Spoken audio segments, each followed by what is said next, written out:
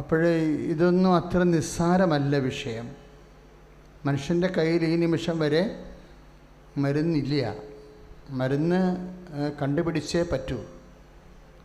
അപ്പോൾ ശാസ്ത്രജ്ഞന്മാർക്ക് അതിനാവശ്യമായ ഉൾക്കാഴ്ചകൾ ലഭിക്കണം. വൈദ്യമേഖലയിൽ പ്രവർത്തിച്ചുകൊണ്ടിരിക്കുന്നവരെ, യഥാർത്ഥ ആൾക്കാരെ, അവർക്ക് ദൈവത്തിൻ്റെ കൃപ, പരിശുദ്ധ അമ്മയുടെ പ്രത്യേക മാധ്യസ്ഥം ലഭിക്കണം.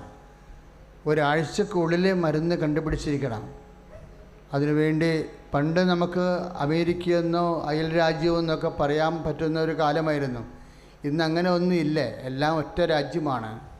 ചൈനയും ഇന്ത്യയും പാകിസ്ഥാനും എല്ലാം ഒറ്റ രാജ്യമാണ്. അതായത് എവിടെയെങ്കിലും എന്തെങ്കിലും സംഭവിച്ചാൽ എല്ലാവരെയും അത് ഒരുപോലെ ബാധിക്കും. അതുപോലെ തന്നെയാണ് എവിടെയെങ്കിലും എന്തെങ്കിലും അഭിവൃദ്ധി ഉണ്ടായാൽ എല്ലാവർക്കും ആ അഭിവൃദ്ധിയുടെ പങ്ക് കിട്ടും. അപ്പോൾ എല്ലാ രാജ്യങ്ങളിലും ദൈവത്തിൻ്റെ കൃപയും മനുഷ്യന്മാർ സമാധാനത്തോടെയും അതുപോലെ തന്നെ സന്തോഷത്തോടെയും രോഗമില്ലാതെയും അതിനുള്ള ഏതെല്ലാം മേഖലകളിലാണ് വൈദ്യശാസ്ത്രം ഇന്ന് പൊരുതുന്നത്, ആ മേഖലകളിലെല്ലാം ദൈവത്തിൻ്റെ കൃപ ലഭിക്കാൻ വേണ്ടി സ്തുതിക്കട്ടെ. ഹല്ലേലൂയ, ഹല്ലേലൂയ. കരങ്ങൾ ഉയർത്തിക്കൊണ്ട് സ്തുതിക്കട്ടെ. കർത്താവായ ദൈവമേ, കൊറോണ വൈറസ് രോഗം ബാധിച്ചിട്ടുള്ളവരെ കർത്താവേ, അതുമൂലം വിഷമസന്ധിയിൽ മരണം കാത്ത് കഴിയുന്നവരെ സമർപ്പിക്കുന്നു.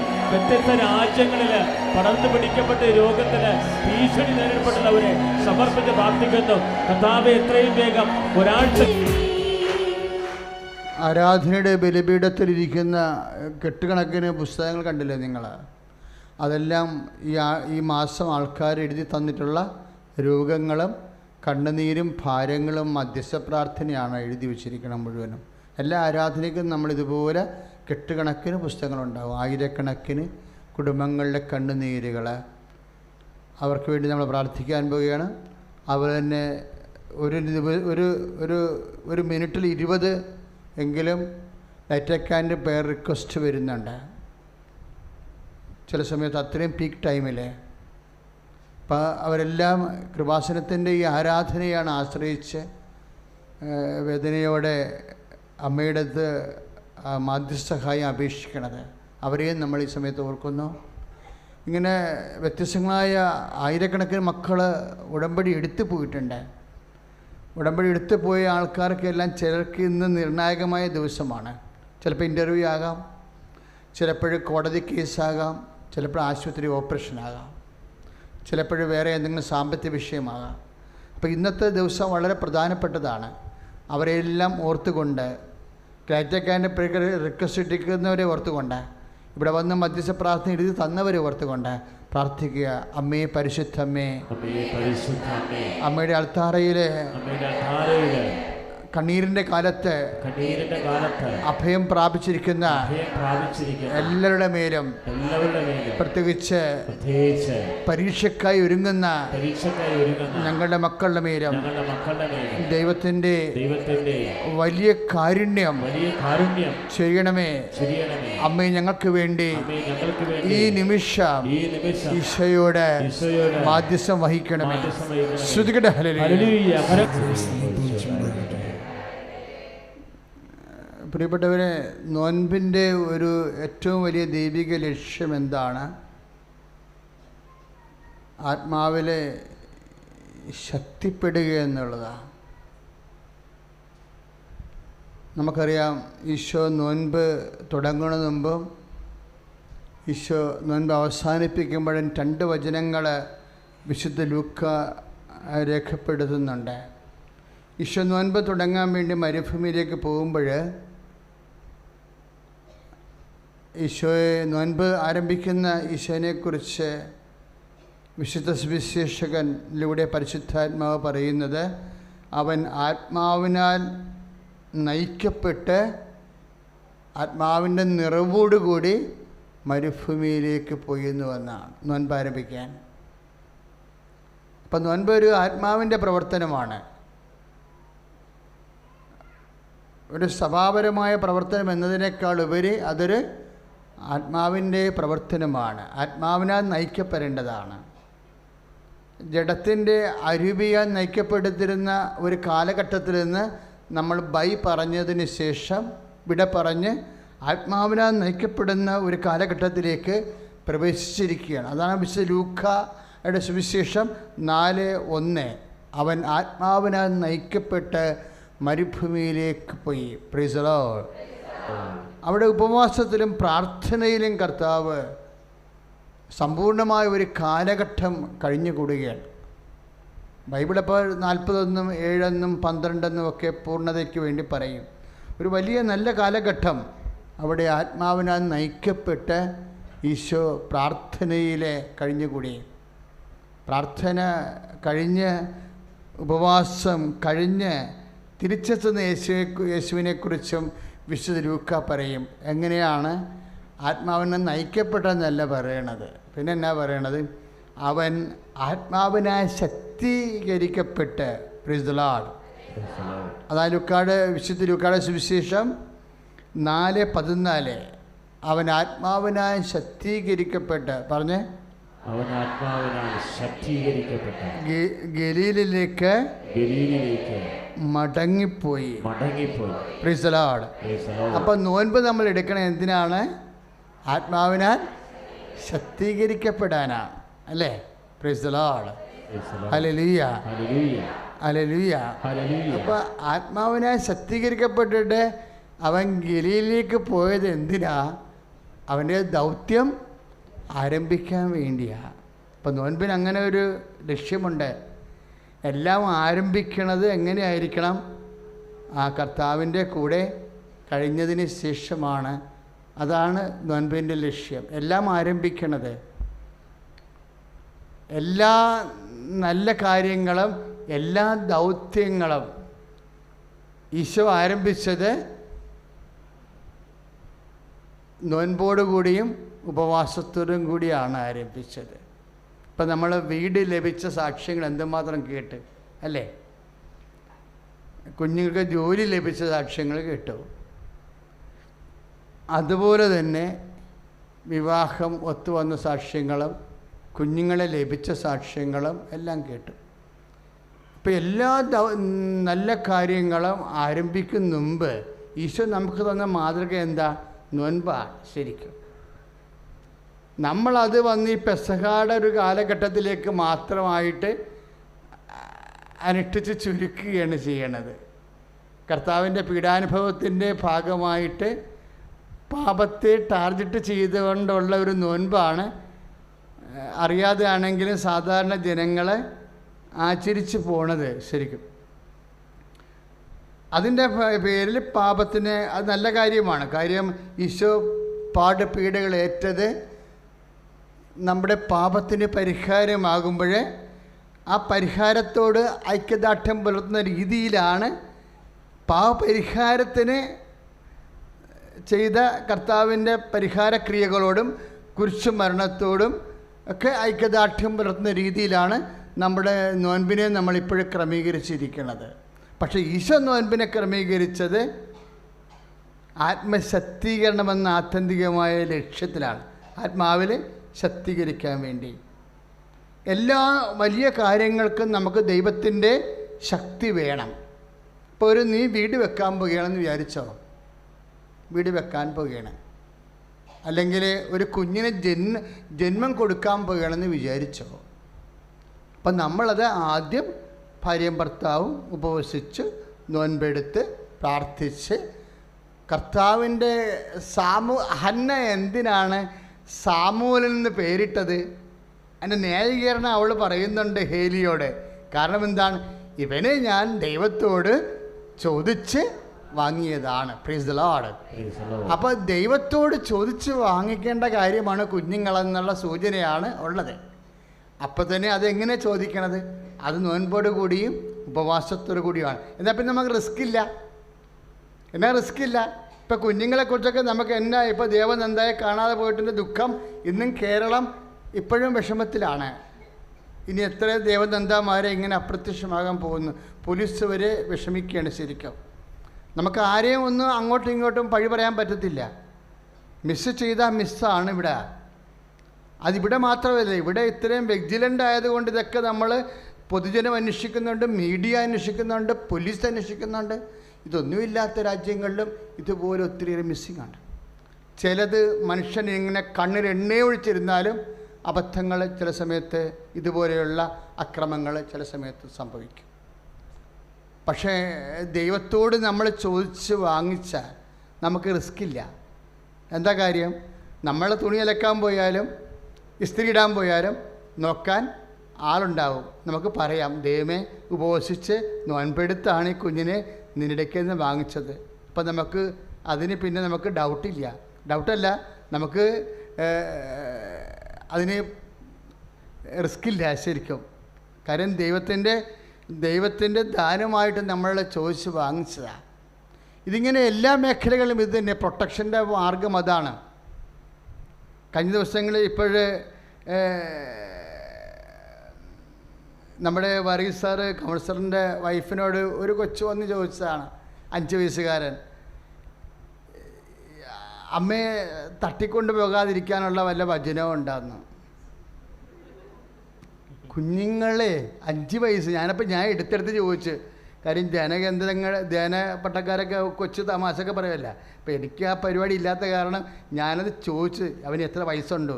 അവന് ഈ വായിക്കൊള്ളാത്ത ചോദ്യം ചോദിച്ചില്ലേ, അവന് എത്ര വയസ്സുണ്ട്? 10 വയസ്സുണ്ടെങ്കിൽ അവർക്ക് തള്ളിക്കളയാം. അപ്പോൾ അവന് 5 വയസ്സേ ഉള്ളൂ.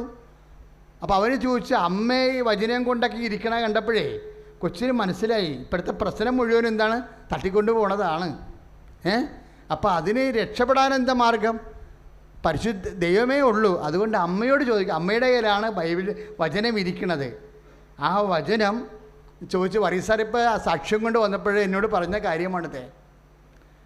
അപ്പോഴേ തട്ടിക്കൊണ്ട് പോകാതിരിക്കാൻ, കുഞ്ഞുങ്ങളെ തട്ടിക്കൊണ്ട് പോകാതിരിക്കാനുള്ള വല്ല വചനവും ഉണ്ടോ എന്ന് എനിക്ക് തോന്നിയത്. വചനത്തെക്കാൾ ഉപരി ആദ്യമേ നമ്മൾ കർത്താവിനെ എടുക്കുന്നത് വാങ്ങിക്കുന്നതാണ് നല്ലത്. എപ്പോഴും ഒരു പ്രശ്നവും ഇല്ല. എല്ലാം അങ്ങനെയാണ്. ജോലി ആയാലും, ജോലി പോയെന്ന് പറഞ്ഞാലും നീ ഒരു ഉപവസിച്ച് ആ ജോലിക്ക് ഇൻ്റർവ്യൂവിന് മുമ്പ് നീ ഒന്ന് ഉപവസിച്ച് ഒരുങ്ങി പ്രാർത്ഥിച്ച് ആണത് വാങ്ങിക്കണമെന്നുണ്ടെങ്കിൽ നമുക്ക് ആ ജോലി പോയാലും നമുക്ക് സിമ്പിളാണ്. എന്താ കാര്യം? കർത്താവിലേക്ക് തന്നതാണ്. അതുകൊണ്ട് അത് പോയാലും കർത്താവ് തന്നെ തരും. അതാണ് അതിൻ്റെ ഗ്യാരണ്ടി എന്ന് പറയണത്. മനുഷ്യന്മാർക്ക് എന്ത് ഗ്യാരണ്ടി ചെയ്യാൻ പറ്റും? നമുക്കറിയാമല്ലേ.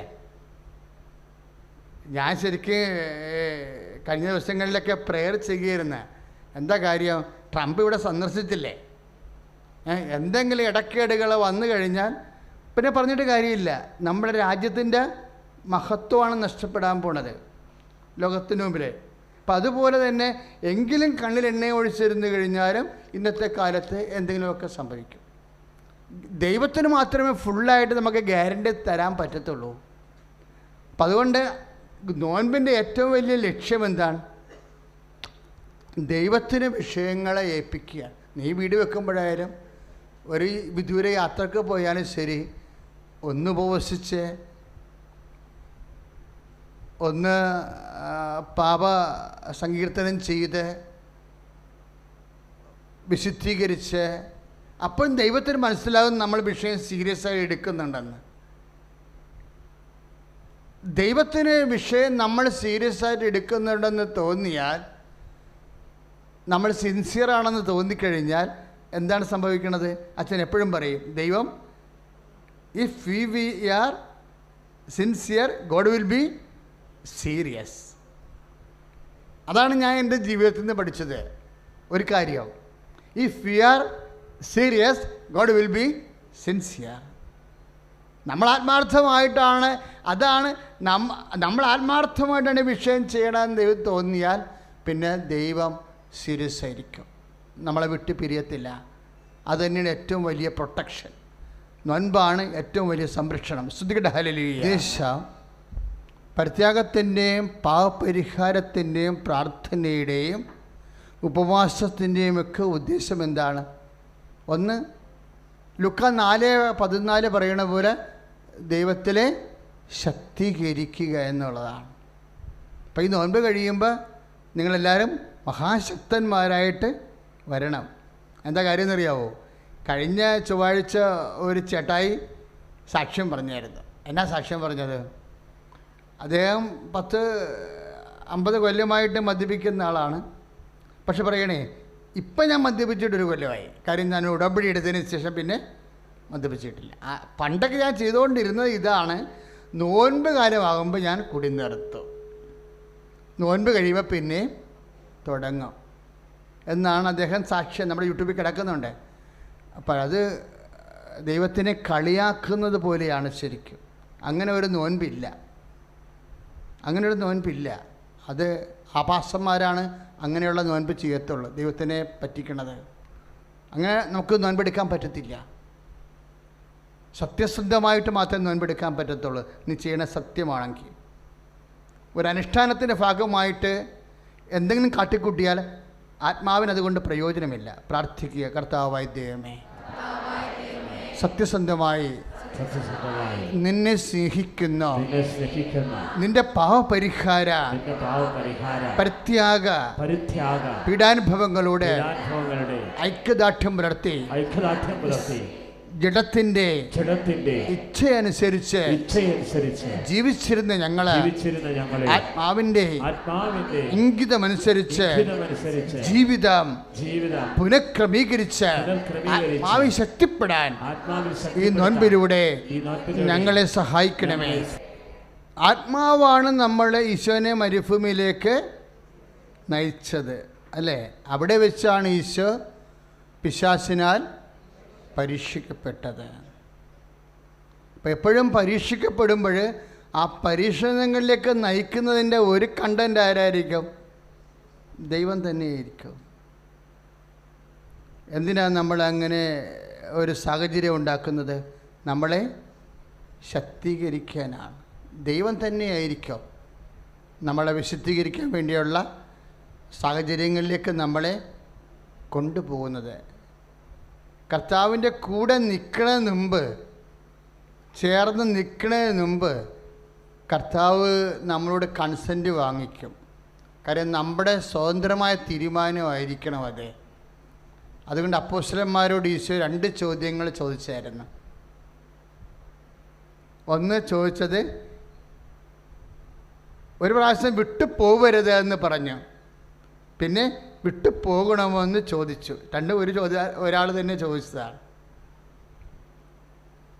ഈ വിട്ടു പോകാനും വിട്ടു പോകാതിരിക്കാനും ഉള്ളതാണ് പ്രലോഭനം എന്ന് പറയുന്നത്, പലപ്പോഴും വരണത്. നോൻപ് കാലത്ത് നമ്മൾ ചിന്തിക്കണം, മനുഷ്യന് ഒരു ഇൻക്ലിനേഷനുണ്ട് വിട്ടുപോകാനും പോകാതിരിക്കാനുമുള്ള വിളിയും വെല്ലുവിളിയുമാണ് നമ്മൾ നമ്മുടെ ജീവിതത്തിൽ അനുഭവിക്കുന്നത്. അതുകൊണ്ട് കർത്താവ് ചോദിക്കും, നിങ്ങൾക്കും പോകണമെന്ന് ഉണ്ടോ? വിട്ടുപോകണമെന്ന് ചോദിക്കുന്നത്. നിങ്ങൾക്കും പോകണമെന്നുണ്ടോ എന്ന് ചോദിക്കുമ്പോൾ വിട്ടു പോകണമെന്നുണ്ടോ എന്ന് തന്നെയാണ് ചോദിക്കണത്. ഇപ്പം 6:68 യോഹന്നാൻ്റെ സുവിശേഷമൊക്കെ വായിക്കുമ്പോൾ നിങ്ങൾക്കും പോകണമെന്നുണ്ടോ? ചില സമയത്ത് കർത്താവിൻ്റെ വചനങ്ങൾ കഠിനമാകും. വചനങ്ങൾ കഠിനമാകുമ്പോഴാണ് മനുഷ്യൻ വിട്ടു പോണത്. പ്രാർത്ഥന കഠിനമാകുമ്പോഴല്ല. പ്രാർത്ഥന കഠിനമായാൽ ആരും വിട്ടു പോകത്തില്ല. 2.5 മണിക്കൂർ വേണമെങ്കിൽ നിന്ന് ചൊല്ലിക്കൊള്ളൂ. 2.5 മണിക്കൂർ വേണമെങ്കിലും പ്രാർത്ഥന ചൊല്ലും. കുരിശിൻ്റെ വഴിയൊക്കെ ഇപ്പോൾ 3 മണിക്കൂറല്ല നടത്തണത്. പ്രാർത്ഥന കഠിനമാണെന്ന് പറഞ്ഞ് വിട്ടു പോകത്തില്ല വിശ്വാസമുള്ളവൻ. പക്ഷെ വചനങ്ങൾ കഠിനമായാൽ വിട്ടുപോകും. നോൻപ് കാലത്ത് ഒരു മനുഷ്യന് വിട്ടുപോകാൻ സാധ്യതയുള്ള വിഷയം വചനങ്ങളുടെ കാഠിന്യമാണ്. ചില വചനങ്ങൾ പാലിക്കാൻ പ്രയാസമായി വരും. ചില വചനങ്ങൾ പാലിക്കാൻ എല്ലാവർക്കുമല്ല. വചനങ്ങൾ പാലിക്കാൻ ഉള്ള കഴിവനുസരിച്ചാണ് നീ എന്തുമാത്രം ദൈവത്തോട് വിട്ടുപോകാതെ നിൽക്കുന്നുവെന്ന് നമുക്ക് പറയാൻ പറ്റത്തുള്ളൂ. എപ്പോഴും വചനങ്ങളെ കൊണ്ട് അപ്പമാക്കാൻ വേണ്ടിയുള്ള പ്രലോഭനങ്ങൾ ഇങ്ങനെ വന്നുകൊണ്ടേയിരിക്കും. ഈസിയാണത്.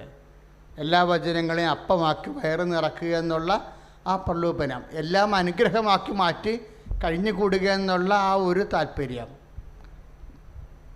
ആത്മാവിന് വേണ്ടുന്ന കാര്യങ്ങൾ നിന്നോട് 1 മൈൽ നടക്കാൻ ആവശ്യപ്പെടുന്നവനോട് 2 മൈൽ പോകാൻ പറയുന്ന സംഭവമില്ലേ, അത് വചനം കഠിനമാണ്. അപ്പമാകാനുള്ള വചനം കുറച്ച് എളുപ്പമാണ്. അപ്പോൾ വചനം കഠിനമാകുമ്പോഴാണ് വിട്ടുപോകാനുള്ള ഇത് തോന്നുന്നത്. ചില വചനങ്ങൾ കഴിഞ്ഞ ദിവസങ്ങളിൽ ഞാൻ സംസാരിച്ചു. അമ്മയപ്പനും അമ്മായിയമ്മ വീട്ടിൽ വന്ന് നിൽക്കുക, ആരുടെ ഭാര്യയുടെ ഭർത്താവിൻ്റെ അപ്പനും അമ്മയും ഉണ്ട്.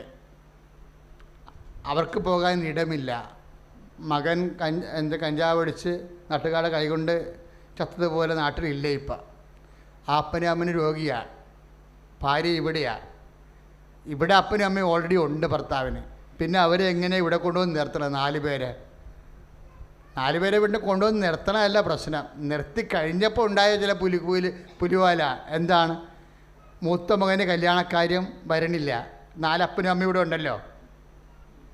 മൂത്ത മകൻ്റെ കല്യാണക്കാര്യം വരണില്ല. അപ്പോൾ എന്താ കല്യാണം വരുന്നത് എങ്ങനെ പോയിക്കൊണ്ടിരിക്കുകയാണ്. എന്താണ് അവസാനം ഇവർ ഗതികെട്ട് അത് ചോദിച്ച് എന്താ നിങ്ങൾ കല്യാണം വിട്ടത്? അപ്പോഴ് പറയണേ ഇത് വൃത്തമന്ദിരമല്ലേ എന്ന്. അപ്പോഴ് ഒരു തീരുമാനം എടുക്കാൻ വചനം കഠിനമാകണം. കണ്ടില്ലേ? അനുഭവം കൊണ്ട് വചനം കഠിനമായത് കണ്ടോ? അപ്പോഴ് അതിൻ്റെ പേരിൽ മകന് കല്യാണം കഴിക്കാൻ വേണ്ടി അപ്പനെ അമ്മനെ ഇറക്കി വിടണം. അപ്പോൾ ഒരു തീരുമാനം എടുക്കാൻ വേണ്ടി വരുമ്പോൾ നമ്മൾ എന്ത് ചെയ്യും?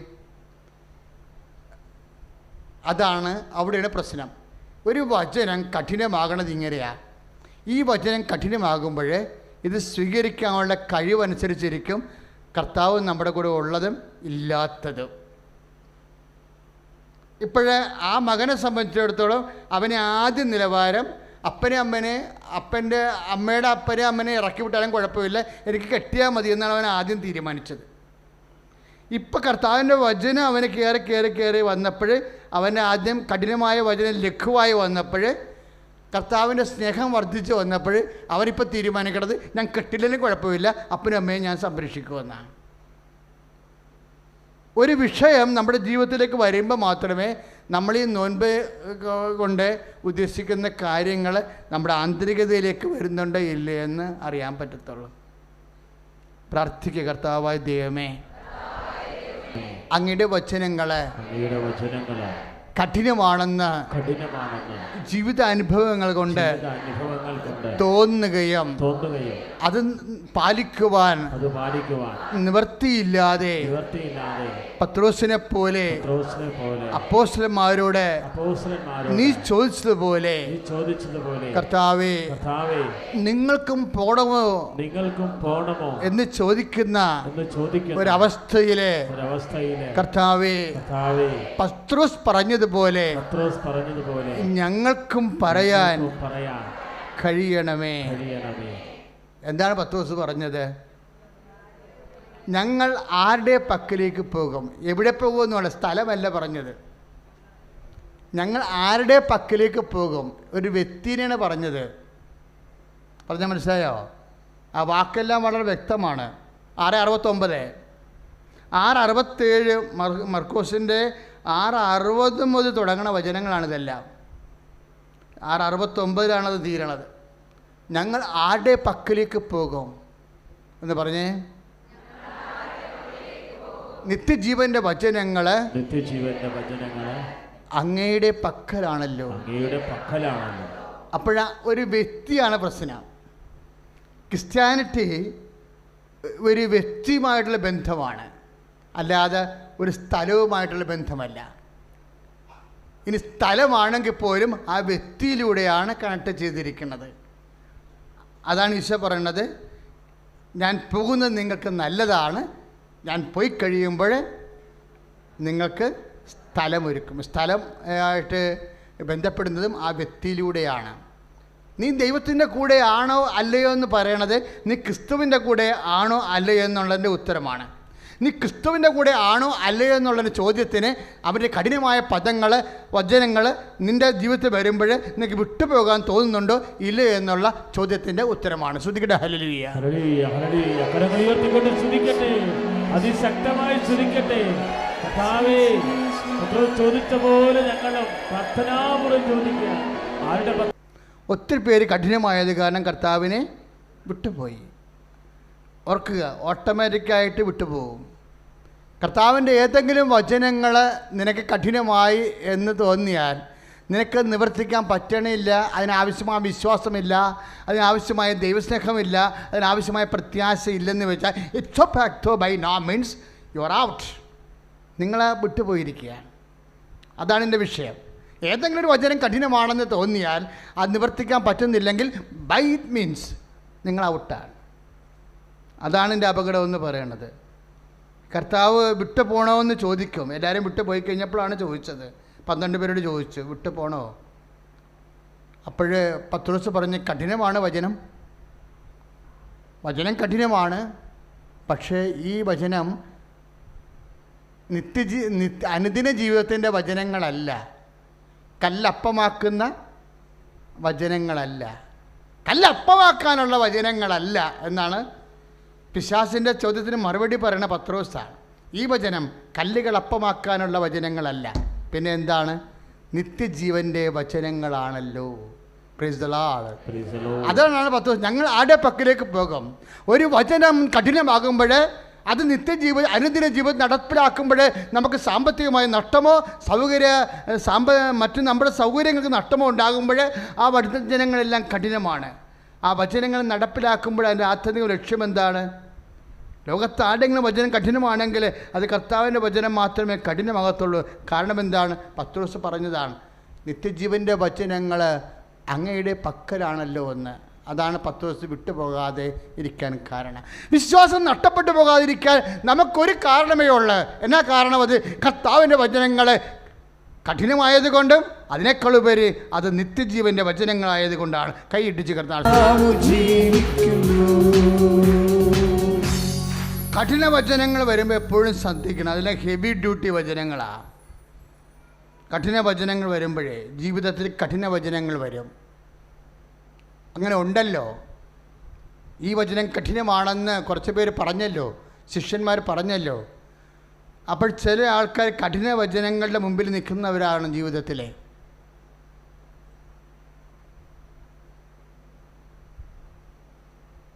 ഇളയ മകനെയാണ് അപ്പൻ്റെ അമ്മയുടെയും ജീവനാംശം വെച്ചിരിക്കുന്നത്. ഇളയ മകൻ ആ ജീവനാംശം വിറ്റുകൊണ്ട് അപ്പനെയും അമ്മനെയും കൂടെ കൊണ്ടുപോയിട്ടുണ്ട് ഫ്ലാറ്റിൽ താമസിക്കാൻ. കാരണം ഭാര്യയ്ക്ക് ജോലി അകലെയായതുകൊണ്ട്. പക്ഷേ വലിയമ്മച്ചയ്ക്ക് അവിടെ താമസിക്കാൻ പറ്റണില്ല ഫ്ലാറ്റിൽ. അവർ പറമ്പിലൊക്കെ ഓടി കിടന്ന ആൾക്കാരല്ലേ. ഇപ്പോൾ അവർക്ക് കാലം നീരായി, അവർ തിരിച്ചു വരാൻ പോവുകയാണ്. അപ്പോൾ തിരിച്ചു വരുമ്പോൾ താമസിക്കാൻ സ്ഥലമില്ല. ജീവനാംശം മകൻ വിറ്റിട്ടാണ് ഫ്ലാറ്റ് വാങ്ങിച്ചിരിക്കുന്നത്. പിന്നെന്ത് ചെയ്യും? ചേട്ടായിയുടെ ഭാര്യ പറഞ്ഞ്, അപ്പനെ നമുക്ക് വിലക്ക് വാങ്ങിക്കാൻ പറ്റുമോ? അപ്പനുള്ളിടത്തോളം കാലമല്ലേ ഉണ്ടാകത്തുള്ളൂ. നമ്മുടെ കുഞ്ഞുങ്ങൾ കഴിക്കുമെങ്കിൽ അപ്പനും കഴിക്കും. അപ്പനെ വിളിച്ചുകൊണ്ട് വരാൻ പറഞ്ഞു, അമ്മനെയും വിളിച്ചുകൊണ്ട് വരാൻ പറഞ്ഞു. വചനം കഠിനമാണ്. അവർ വിട്ടുപോകാൻ തയ്യാറല്ല. അവർ അപ്പൻ്റെ അമ്മയുടെയും ജീവനാംശം കിട്ടിയില്ലെങ്കിൽ പോലും, അത് അനുജനിയാണ് കിട്ടിയെങ്കിൽ പോലും അപ്പനെയും അമ്മനെയും കർത്താവിൻ്റെ വചനത്തെ പ്രതി ഉപേക്ഷിക്കാൻ തയ്യാറല്ല, വിട്ടുപോകാൻ തയ്യാറല്ല. എന്തിനാണ്? നിത്യജീവൻ്റെ വചനങ്ങൾ. കൈയിട്ടിച്ച് കർത്താവ് അങ്ങയുടെ വചനം ആത്മാവും ജീവനുമാണ്. കർത്താവേ, ആകാശം മാറിയാലും മാറാത്ത വചനമാണ്, ഭൂതലം മാറിയാലും മാറാത്ത വചനമാണ്. അത് നിത്യജീവന്റെ വചനമാണ്. നിന്നോട് വ്യവഹരിച്ച് നിന്റെ ഉടുപ്പ് കരസ്ഥമാക്കാൻ ഉദ്യമിക്കുന്നവന് മേലെങ്കിൽ കൂടി വിട്ടുകൊടുക്കുക. നിന്നോട് വ്യവഹരിച്ച് അല്ല കേസുണ്ടാക്കി. അതായത് ഈശോ പറയണത്, അവനോടുള്ള സ്നേഹം നമുക്ക് വർദ്ധിച്ച് കഴിയുമ്പോൾ അവൻ വിട്ടുപോവാതിരിക്കാൻ അവൻ കൂടെ നിൽക്കുമ്പോൾ ചിലപ്പോൾ പൊന്ന് വിട്ടുപോകും, ചിലപ്പോൾ വെള്ളി വിട്ടുപോകും. വിട്ടുപോകാത്ത ഒന്നുണ്ട്, അതും പത്രോസ് പറഞ്ഞതാണ്. വെള്ളി എന്നെ വിട്ടുപോയി, സ്വർണവും എന്നെ വിട്ടുപോയി. എന്താണ്? കർത്താവിൻ്റെ വാക്ക് കേട്ടത് കാരണം. സ്വർണ്ണവും വെള്ളിയും കർത്താവിൻ്റെ വാക്ക് കേട്ടത് കാരണം എന്നെ വിട്ടുപോയി. എന്നെ വിട്ടുപോകാത്ത ഒന്നുണ്ട്, കർത്താവ് യേശു ക്രിസ്തു നാമം. കൈയടിച്ച് കിടന്നാണ്. ഹല്ലേലൂയ, ഹല്ലേലൂയ. കരങ്ങൾ ഉയർത്തി ശ്രദ്ധിക്കട്ടെ. കർത്താവേ, പത്രോസ് പറഞ്ഞ അഭിഷേകവചനത്തെ ഓർക്കുന്നു. സ്വർണമോ വെള്ളി എന്റെ പക്കലില്ല, മറിച്ചൊന്ന് മാത്രമാ, കർത്താവായ യേശുക്രിസ്തു മാത്രമാ. വെള്ളി വിട്ടുപോയിട്ടും സ്വർണം വിട്ടുപോയിട്ടും പത്രോസിനെ ഈശോ എന്നാ വിട്ടുപോകാതിരുന്നത്? കാരണം അവൻ ജെറുസലേം വിട്ടുപോകാതിരുന്നത് കൊണ്ടാണ്, ഇല്ലേ? ഈശോ ക്രൂശിക്കപ്പെട്ടിട്ടും സമ്പത്ത് യൂദാസ് അടിച്ചു മാറ്റി ആത്മഹത്യ ചെയ്തിട്ടും ഉള്ളവും വലിയ കുടുംബവും എല്ലാം നഷ്ടപ്പെട്ടിട്ടും സ്വന്തം ജീവന് നേരെ ഭീഷണി വന്നിട്ടും നാട്ടിൽ പട്ടിണിയായിട്ട് കഴിഞ്ഞു കൂടിയിട്ടും കർത്താവിൻ്റെ വാക്ക് അവൻ വിട്ടുപോയില്ല. അവൻ ജെറുസലേമിൽ തന്നെ ഉണ്ടായിരുന്നു. ദൈവവേദനേ, വെള്ളി നിന്നെ വിട്ടുപിരിഞ്ഞാലും സ്വർണം നിന്നെ വിട്ടുപിരിഞ്ഞാലും കർത്താവിൻ്റെ വചനം നിന്നെ വിട്ടുപിരിഞ്ഞില്ലെങ്കിൽ കർത്താവ് നിൻ്റെ കൂടെ ഉണ്ടാവും. കൈയടിച്ച് കർത്താവ് സ്വരലിയ. അനുദിന ജീവിതത്തിനേക്കാളുപരി നിത്യജീവനെ പ്രാധാന്യം കൊടുത്താൽ, അതാണ് പത്രോസ് ജെറുസലേം വിട്ടുപോകാതിരുന്നത്. കർത്താവിൻ്റെ വചനങ്ങൾ പ്രകാരം ജെറുസലേമിൽ തന്നെ പത്രോസ് തങ്ങിയത്. തൻ്റെ ജീവനേക്കാളുപരി കർത്താവിൻ്റെ കഠിന വചനങ്ങളെ നിത്യജീവൻ്റെ വചനങ്ങളായി തിരിച്ചറിഞ്ഞപ്പോൾ പത്രോസിന് മനസ്സിലായി, എൻ്റെ ജീവനേക്കാൾ വലുതാണ് കർത്താവിൻ്റെ വചനങ്ങളെന്ന്. അത് നിത്യജീവൻ്റെ വചനങ്ങളായത്. നിത്യജീവനെക്കുറിച്ച് ഇത്രയും കോൺഷ്യസ് ആയിട്ടുള്ള ഒരു അപ്പോസ്തലൻ ഉണ്ടായിട്ടില്ല. കർത്താവിനെ രക്ഷിക്കാൻ വേണ്ടി അവൻ വാളൂരി വെട്ടിയപ്പോഴേ കർത്താവ് അവനോട് പറഞ്ഞതാണ്, എന്ത് പറഞ്ഞു? വാള് ഉറയിലിടാൻ പറഞ്ഞു. എന്നിട്ട് പാവപ്പെട്ടവന് വാള് ഉറയിലിട്ട്. കഠിന പദമായിരുന്നത്, കഠിന വചനമായിരുന്നു കർത്താവ് പറഞ്ഞ്. കാര്യം എന്താ? അവനെ വെട്ടാൻ വേണ്ടി 100-200 വാള് ചുറ്റോട് തിരിഞ്ഞ് നിൽക്കണ്ടേ. അപ്പോഴവൻ വാളുറയിടുന്നത് ബുദ്ധിയാണോ? ആണോ? അല്ല. തടുക്കണമെങ്കിലും വാള് വേണ്ടേ? അപ്പം കർത്താവ് പറഞ്ഞ വചനം കഠിന വചനമാണ്. ഈ കഠിന വചനം പറഞ്ഞിട്ട് ഈ വചനം കഠിനമാണ്, ഇതാർക്ക് ഗ്രഹിക്കാൻ പറ്റുമെന്ന് വിചാരിച്ചുകൊണ്ട് അവൻ വാളുറയിലിടാതെ അവിടെ നിന്നില്ല. അവൻ ജീവൻ പണയം വെച്ചുകൊണ്ട് അത് കർത്താവാണ് പറഞ്ഞത്, നിത്യജീവൻ്റെ വചനങ്ങളാണ്. അത് കഠിന വചനമായാലും ഈ ജീവിതമല്ലെങ്കിൽ കർത്താവിൻ്റെ കൂടെ നിത്യകാലം ജീവിക്കാൻ വേണ്ടി അത് നിൻ്റെ മക്കളാണല്ലോ എന്ന് ആദ്യമായി മനസ്സിലാക്കിയ അപ്പോസ്തലനാണ്. ദൈവവേദനേ, കർത്താവിൻ്റെ വചനങ്ങൾ കഠിന വചനമാകുമ്പോൾ നമ്മളോടും ചിലപ്പോൾ നിരായുധനാകാൻ പറയും. അതാ കഠിന പദം. അപ്പോൾ കർത്താവിനെ വിട്ടുപോകാതിരുന്നാൽ കർത്താവ് നമ്മളെ ഒരിക്കലും നിത്യത വരെ വിട്ടുപോകത്തില്ലെന്നാണ് പത്രോസിൻ്റെ സുവിശേഷം. കഠിന പദങ്ങളെയൊക്കെ കഠിന വചനങ്ങളെയൊക്കെ ജീവൻ പണയം വെച്ചുകൊണ്ട് അവൻ പാലിച്ചിട്ട് കർത്താവിൻ്റെ വചനം കേട്ട് വാള് ഉറയിലിട്ട് നിരായുധനായി മാറുമ്പോഴും തൻ്റെ ജീവന് ഭീഷണി ഉണ്ടായിട്ട സമയത്ത് പോലും ജെറുസലേം വിട്ടുപോകാതെ കർത്താവിൻ്റെ വചനങ്ങളെ പാലിച്ചുകൊണ്ട് അവൻ ജെറുസലേമിൽ തന്നെ തങ്ങുമ്പോഴും അതിനൊക്കെ ഒരു കാരണം അവൻ പറയും അവസാനം. അതവനെക്കൊണ്ട് തന്നെ പറയിപ്പിക്കാൻ കർത്താവിനെന്ത് കൊതിയാ. കർത്താവ് ഒരു ചോദ്യം ചോദിക്കും, പത്രോസേ, നിന്നെ എക്സ്പ്ലെയിൻ ചെയ്യാനുള്ള സമയമാണിത്. നീ ആരാണെന്ന്, നീ എനിക്കാരാണെന്ന് നീ പറയണം. ഞാൻ ആരാണെന്നാണ് നീ പറയണതെന്ന് പറയും എന്ന് പറഞ്ഞ പത്രോസിനോട് ചോദിക്കുന്ന ചോദ്യത്തിന് തന്നെ കർത്താവ് വേറെ ഒരു സമയത്ത് ചോദിക്കും, ഇവരെക്കാളെല്ലാം അധികമായി നീ എന്നെ സ്നേഹിക്കുന്നു. രണ്ടും ചോദ്യം ഒന്ന് തന്നെയാണ്. ഞാൻ ആരാണെന്നാണ് നീ പറയണത് എന്ന ചോദ്യത്തിന് തന്നെ മറുപുറമാണ്, അതിൻ്റെ സമാന്തരമായിട്ടുള്ള സമചോദ്യമാണ്. എന്താണ്? എല്ലാവരെക്കാളുപരിയായി നീ എന്നെ സ്നേഹിക്കുന്നുവോ? പത്രോസ് പറഞ്ഞ മറുപടി എന്താണ്? കർത്താവേ, അങ്ങക്ക് എല്ലാം അറിയാം. എല്ലാം അറിയാമെന്ന് വെച്ചാൽ നിൻ്റെ വചനം കേട്ടപ്പോഴേ ഞാൻ നിരായുധനായി വാളൂരിയിട്ട് എൻ്റെ ജീവനേക്കാൾ ഉപരി നിൻ്റെ വചനത്തെ സ്നേഹിച്ചവനാണ് ഞാൻ. അതെൻ്റെ സ്നേഹത്തിൻ്റെ പേരിലാണ്. എല്ലാം അറിയാവുന്ന ഒരവസ്ഥ നമ്മളെക്കുറിച്ച്, നമ്മുടെ ജീവിതത്തെക്കുറിച്ച്, കർത്താവിൻ്റെ സ്നേഹത്തെ പ്രതി നമ്മൾ നടത്തിയ സാക്ഷ്യങ്ങൾ, അതാണ് നമ്മുടെ സ്വത്തെന്ന് പറയണത്. നോൻപ് കാലത്ത് ഞാൻ പറഞ്ഞു, നോൻപ് കഴിയുമ്പോൾ ആത്മശക്തിയുള്ളവരായി നമ്മൾ തിരിച്ചു വരുമെന്ന്. ആത്മശക്തി ഉണ്ടാകുന്നത് എങ്ങനെയാണ്? ശക്തനായവൻ നമ്മുടെ കൂടെ നിൽക്കുമ്പോഴാണ്. മനസ്സിലായില്ലേ? ശക്തനെ എങ്ങനെയാണ് കൂടെ നിർത്തണത്? അവൻ്റെ കഠിന വചനങ്ങൾ നിത്യജീവൻ്റെ വചനങ്ങളായിട്ട് നമ്മുടെ ജീവനേക്കാളുപരി അനുദിന ആവശ്യങ്ങളെക്കാളുപരി അവനെ നമ്മൾ പത്രോസിനെ പോലെ സ്നേഹിക്കുമ്പോഴാണ്, അവനെ സ്നേഹിക്കുമ്പോഴാണ് അവൻ്റെ വചനം, കഠിന വചനങ്ങൾ പത്രോസിന് ലഘുവായിട്ട് തോന്നിയത്. കർത്താവ് പറഞ്ഞതാണത്, എൻ്റെ വചനങ്ങൾ മധുരമാണ്, എൻ്റെ മുഖം ലഘുവാണ്. എപ്പോഴാണ്? പത്രോസിനെ പോലെ സ്നേഹിക്കുമ്പോൾ. നോൻപ് സ്നേഹത്തിൻ്റെ ഒരു കാലമാണ്. കഠിന വചനങ്ങളെ, ലഘുവചനങ്ങളെ അനുഭവിക്കാൻ പത്രോസിനെ പോലെ നമ്മളെ പരുവപ്പെടുത്തുന്ന ആധ്യാത്മിക അഭിഷേകത്തിൻ്റെ കാലമാണ്. കർത്താവിനോട് പ്രാർത്ഥിക്കുക, കർത്താവായ ദൈവമേ, പത്രോസിനെ പോലെ നിത്യജീവനെ ലക്ഷ്യം വെച്ച് യേശുവിൻ്റെ സ്നേഹത്താൽ എരിവുള്ളവരായിട്ട്, കഠിന വചനങ്ങളെന്ന് മറ്റുള്ളവർ പറയുന്നത് ലഘുവചനങ്ങളായി സ്നേഹത്താൽ മധുരതരമാക്കാൻ കർത്താവേ ഈ നോൻപിലൂടെ എന്നെ പരുവപ്പെടുത്തണമേ, എന്നെ അഭിഷേകം ചെയ്യണമേ, എന്നെ ശക്തീകരിക്കണമേ.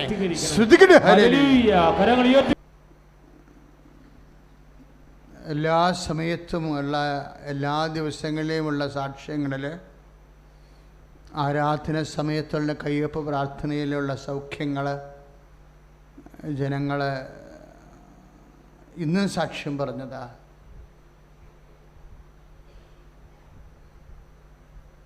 ഇപ്പോഴ്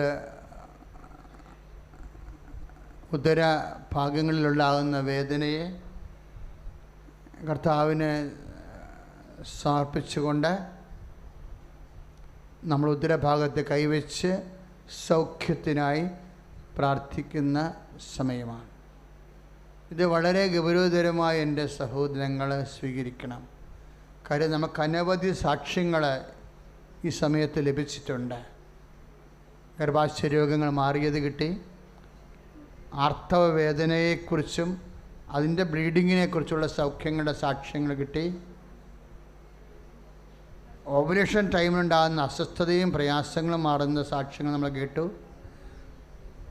മൂത്രാശയത്തിലെ സിസ്റ്റുകൾ, ഇങ്ങനെ കുറേ രോഗങ്ങൾ യൂട്യൂബിൽ സൗഖ്യപ്പെട്ടവരെ സാക്ഷ്യം പെടുത്തിയിട്ടുണ്ട്. ഇപ്പോഴ് ഉദരത്തിൽ കൈവെക്കുക. ഉദരസംബന്ധമായ അനേകം രോഗങ്ങളാണിന്ന് ജനങ്ങൾ അനുഭവിക്കുന്നത്. കുടലിലെ കുരുക്കൾ, അൾസർ, അരിസസ്, പിസ്റ്റുല, PCOD രോഗങ്ങളാണ്. എല്ലാ രോഗങ്ങളുള്ളവരെ ഉദരത്തിൽ കൈവച്ചുകൊണ്ട് പരിശുദ്ധ അമ്മയുടെ മാധ്യസ്ഥത്തിൽ ഈശോയ്ക്ക് സമർപ്പിക്കുക. പിഷരോഗങ്ങൾ, മക്കളില്ലാത്തവർ, ഗർഭാശയമുള്ളവർ, ഗർഭാശയത്തിൽ മുഴയുള്ളവർ, ഫെല്ലോട്ടിൻ ട്യൂബ് മുറിച്ച് മാറ്റപ്പെട്ടവർ, ഒരു ട്യൂബ് മാത്രമേ ഉള്ളൂ അതുകൊണ്ട് മക്കളില്ല എന്ന് പറഞ്ഞ് പ്രാർത്ഥിക്കുന്നവർ ഒക്കെ അടിവയറ്റിൽ കൈവെക്കുക. കിഡ്നി രോഗികളെ നടുവിൽ കൈവെക്കുക. നടുവേദനക്കാരും ഇടുപ്പലിന് ദ്രവിപ്പുള്ളവരും തേയ്മാനമുള്ളവരും നടുവിൽ കൈവെക്കുക. അച്ഛൻ കർത്താവിൻ്റെ നാമത്തിൽ പ്രാർത്ഥിക്കാൻ തുടങ്ങുന്നു. നിങ്ങൾ അമ്മയുടെ മധ്യസ്ഥത്തിൽ സ്തുതിച്ചുകൊണ്ടിരിക്കട്ടെ. സ്തുതിക്കട്ടെ. ഹല്ലേലൂയ. കർത്താവേ, സ്വർഗീയപ്പ, അങ്ങയുടെ മക്കള് അടിവയറ്റിൽ കൈവച്ചുകൊണ്ട് പ്രാർത്ഥിക്കുന്നപ്പ,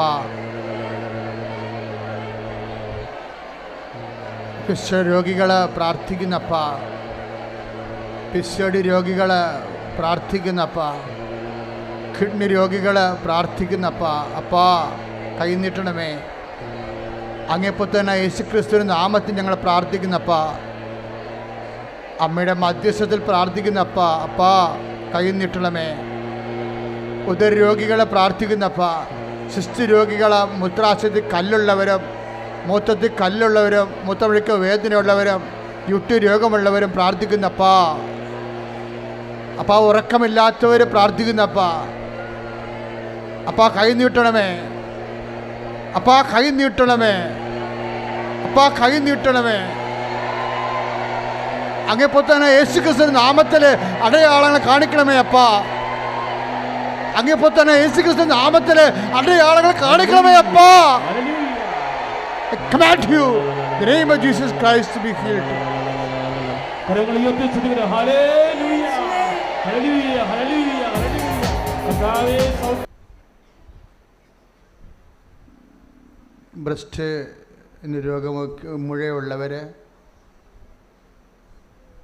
ഹൃദയത്തിന് വാൽവിന് കേടുള്ളവർ, ശ്വാസം മുട്ടലുകാർ, വലിവ് ശ്വാസം മുട്ടൽ, ആസ്മ ഉള്ളവർ നെഞ്ചിൽ കൈവെക്കുക. പരിശുദ്ധ അമ്മ പ്രത്യക്ഷപ്പെട്ട് ഈശോ അനേകം അടയാളം കാണിക്കുന്ന ഒരു വിശ്വാസത്തിൻ്റെ മണ്ണിലാണ് നിങ്ങൾ നിൽക്കുന്നത്. ഞാനിവിടുന്ന് സുഖപ്പെട്ട കർത്താവിന് വിടത്തുള്ളൂ എന്ന് ഞാൻ കണ്ണുനീരോടെ പ്രാർത്ഥിക്കുക. എന്തെങ്കിലും അപരാധങ്ങൾ വന്നു പോയിട്ടെങ്കിൽ കൈപ്പോടെ കരയുക.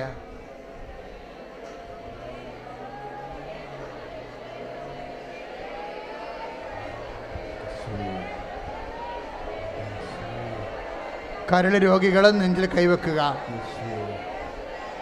പാങ്ക്രിയാസ് രോഗികളും നെഞ്ചിൽ കൈവച്ചുകൊണ്ട് പ്രാർത്ഥിക്കുക. പാപശാപങ്ങൾ വന്നു പോയിട്ടുണ്ടെങ്കിൽ കൈപ്പോടെ കരഞ്ഞ് പ്രാർത്ഥിക്കുക. അപ്പാ, അങ്ങേ പുത്രനായ യേശുക്രിസ്തുവിന്റെ നാമത്തിൽ വീണ്ടെടുത്തപ്പെട്ട ദൈവജനത്തോട് കണ്ണ തോന്നണമേ എന്ന് പ്രാർത്ഥിക്കുന്നപ്പാ. അനേകം മക്കള് ഈശ്വര വിശ്വസിക്കുന്നവരെ ഇവിടെ പ്രാർത്ഥിച്ചുകൊണ്ട് നിൽക്കണപ്പാ. അപ്പം ഞങ്ങൾ കർത്താവായ യേശുക്രിസ്തു നാമത്തിൽ കൈ നീട്ടുന്നപ്പാ. യേശുനാമത്തിൽ സൗഖ്യം നൽകണമേ, യേശുനാമത്തിൽ സൗഖ്യം നൽകണമേ, യേശുനാമത്തിൽ സൗഖ്യം നൽകണമേ, യേശുനാമത്തിൽ സൗഖ്യം നൽകണമേ അപ്പാ. യേശുനാമത്തിൽ സൗഖ്യം നൽകണമേ അപ്പാ. യേശുനാമത്തിൽ സൗഖ്യം നൽകണമേ. അങ്ങേ പുത്രനായ യേശുക്രിസ്തു നാമത്തില് അടയാളം കാണിക്കണമേ അപ്പാ. അങ്ങേ പുത്രനായ യേശുക്രിസ്തു നാമത്തില് അടയാളം കാണിക്കണമേ അപ്പാ. മാരക രോഗങ്ങള്, സ്ഥിരവേദികള് യേശുവിന്റെ നാമത്തില്, യേശുവിന്റെ നാമത്തില് മാറിപ്പോട്ടെ. രോഗങ്ങള്, അജ്ഞാത രോഗങ്ങള്, അപൂർവ രോഗങ്ങള്, വാതരോഗങ്ങൾ, ത്വക്ക് രോഗങ്ങൾ, എപ്പിലെപ്സി രോഗങ്ങൾ, ഓട്ടിസം രോഗങ്ങൾ, മാനസിക രോഗങ്ങൾ, പ്രഷർ രോഗങ്ങൾ, ഷുഗർ രോഗങ്ങൾ, അസ്ഥി ഉരുക്കത്തിൻ്റെ രോഗങ്ങൾ. അപ്പാ കൈ നീട്ടണമേ അപ്പാ. അപ്പാ കൈ നീട്ടണേ അപ്പാ. പരിശുദ്ധമായ അങ്ങേ പുത്രനായ യേശുക്രിസ്തുവിന്റെ നാമത്തിന് അവൻ്റെ മഹത്വത്തിന് അടയാളം കാണിക്കണേ അപ്പാ. ക്രൂശിക്കപ്പെടുകയും മരിച്ചുയർത്തുന്നേരുകയും ചെയ്ത അങ്ങേ പുത്രനായ യേശുക്രിസ്തുവിന്റെ നാമത്തിന് അടയാളം കാണിക്കണേ അപ്പാ. അപ്പാ കൈ നീട്ടണമേ അപ്പാ. യേശുവിനെ മഹത്വപ്പെടുത്തണമേ അപ്പാ. I command you in the name of Jesus Christ, you be healed. യേശു സ്തോത്രം. ഹല്ലേലൂയ ഹല്ലേലൂയ ഹല്ലേലൂയ. ഭാഷാപരതം ശ്രദ്ധിക്കട്ടെ. ഹല്ലേലൂയ. കരങ്ങൾ ഉയർത്തി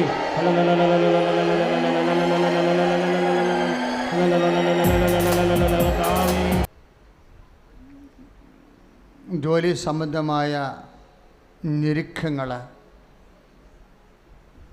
ജോലിയില്ലാത്ത അവസ്ഥകൾ,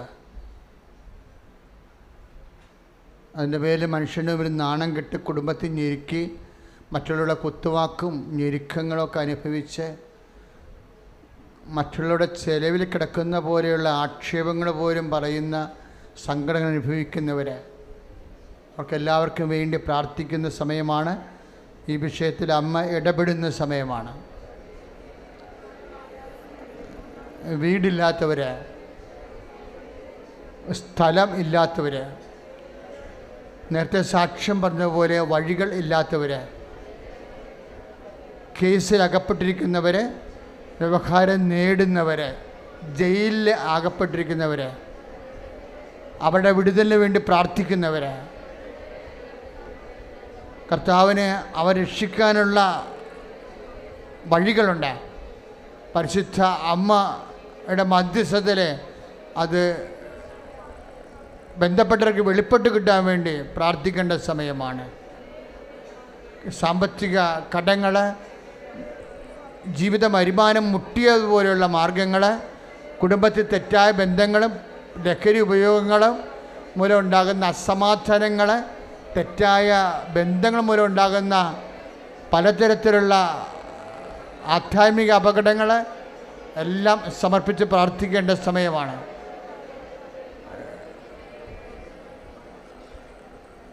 സ്തുതിക്കട്ടെ. ഹല്ലേലൂയ. കരങ്ങൾ ഉയർത്തിക്കൊണ്ട് സ്തുതിക്കട്ടെ. കർത്താവായ ദൈവമേ, ഞങ്ങളുടെ വ്യത്യസ്തമായ നിയോഗങ്ങൾ, ഞങ്ങളുടെ ആവശ്യങ്ങൾ ഈ ആരാധനയിൽ സമർപ്പിക്കുന്നവര്, വ്യത്യസ്ത രാജ്യങ്ങളിൽ സമർപ്പിക്കുന്നവര്, ഉടമ്പടികൾ സമർപ്പിച്ച നിയോഗങ്ങൾ ഓർത്ത് പ്രാർത്ഥിക്കുന്നു. അഭിഷേകം ചെയ്യണമേ. എല്ലാ നിയോഗങ്ങളുടെ മേലും, എല്ലാ ആവശ്യങ്ങളുടെ മേലും കൃപ വർഷിക്കുന്ന നന്ദി പറയുന്നു. കരങ്ങൾ ഉയർത്തി ശക്തമായി സ്തുതിക്കട്ടെ. ഹല്ലേലൂയ, ഹല്ലേലൂയ, ഹല്ലേലൂയ, ഹല്ലേലൂയ, ഹല്ലേലൂയ. യേശുവേ, യേശുവേ. പരിശുദ്ധ പരമദിവ്യ കാരുണ്യത്തിന് ആരാധനയും സ്തുതിയും പരീക്ഷയ്ക്ക് വേണ്ടി പ്രാർത്ഥിക്കുന്ന സമയമാണ്. കുഞ്ഞുങ്ങളെ ഓർക്കുക, അച്ഛൻ നേരത്തെ സൂചിപ്പിച്ചതുപോലെ അവരുടെ ഹോൾ ടിക്കറ്റ് നമ്പറുകൾ നമ്മുടെ വാട്സപ്പ് ഗ്രൂപ്പിലേക്കും അച്ഛൻ്റെ ഫേസ്ബുക്കിലേക്കും അയച്ചു തരേണ്ടതാണ്. നമ്പർ മാത്രം മതി.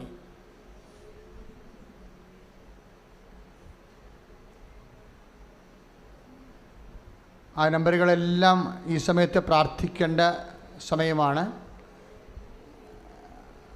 ബോർഡ് എക്സാമുണ്ട്, SLC എക്സാമുണ്ട്, +2 ഉണ്ട്, ഡിഗ്രി എക്സാമുണ്ട്.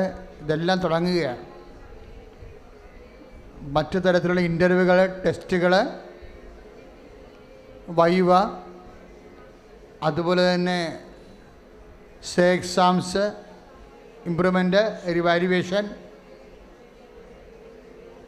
എക്സാം ഡേറ്റുകൾ, നൈപുണ്യ പരീക്ഷകൾ, അവരെല്ലാം അവരുടെ ഡേറ്റുകൾ ഇപ്പോൾ മൊബൈലിൽ ശുശ്രൂഷ കൂടിക്കൊണ്ടിരിക്കുന്നവർ പതിവ് പോലെ ഹോൾ ടിക്കറ്റോ എക്സാം ഡേറ്റുകളോ ഇപ്പോഴായിരങ്ങൾ പ്രാർത്ഥിച്ചുകൊണ്ടിരിക്കുകയാണ്. ഈ ആരാധനയെ കേന്ദ്രീകരിച്ചുകൊണ്ട് ഈ ആരാധന സമൂഹത്തിലേക്ക് നിങ്ങളുടെ പരീക്ഷാ ഡേറ്റുകളെയും പരീക്ഷാ നമ്പറുകളെയും മൊബൈലിൽ സമർപ്പിക്കേണ്ടതാണ്. മറ്റുള്ളവരെല്ലാം അവരുടെ പേരുകൾ സമർപ്പിക്കുക. സ്തുതിക്കട്ടെ, സ്തുതിക്കട്ടെ. Hallelujah. Lord Jesus Christ, pour out His Spirit. എൻ്റെ കർത്താവിൻ്റെ വലിയ ശക്തി ഈ തീയതികളിൽ പ്രവർത്തിക്കട്ടെ. പരിശുദ്ധ അമ്മയുടെ മധ്യസ്ഥ എൻ്റെ കണ്ണുനീര് ഒപ്പിയെടുക്കട്ടെ. ഹല്ലേലൂയ.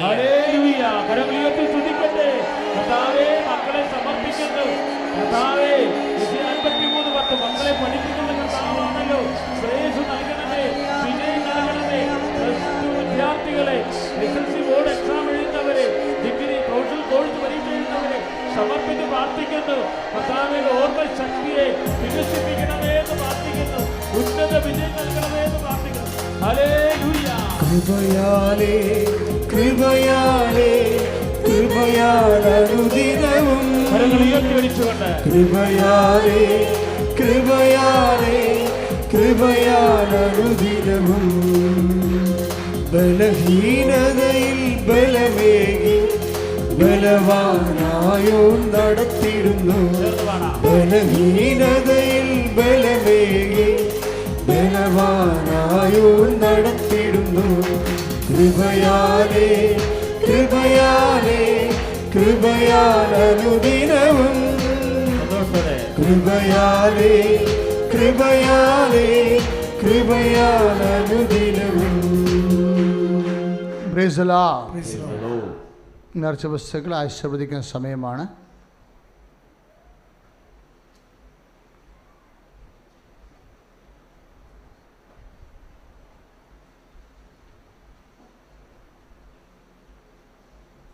നേർച്ച പുസ്തകങ്ങൾ എടുക്കുക.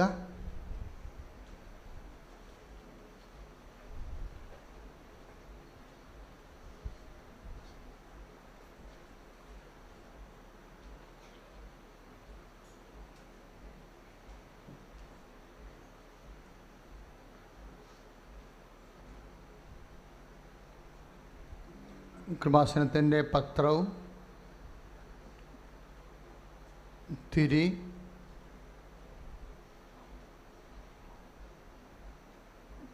നിങ്ങൾ എന്തെങ്കിലും നേർച്ച വസ്തു വാങ്ങിച്ചിട്ടുണ്ടെങ്കിൽ അതെല്ലാം ആശീർവദിച്ച് തരുന്ന സമയമാണിത്.